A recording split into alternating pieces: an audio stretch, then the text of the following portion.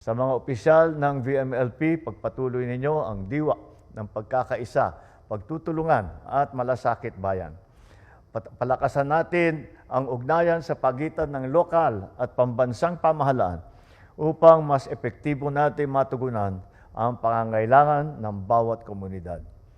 Sana manatili kayong matatag at porsigido sa inyong paglilikod, lalo na ngayong maraming krisis na kinakaharap ng bansa dahil sa gitna sa tensyon na nangyayari sa gitnang silangan. Patuloy nating gabayan at suportahan ang ating mga mamamayan hanggang sa sama-sama natin malampasan ang mga pagsubok na ito. Let us together shape a future marked by accountable governance, by responsive public services, and inclusive opportunities for every Filipino to thrive in dignity and to become his best. Maraming salamat at mabuhay kayong lahat.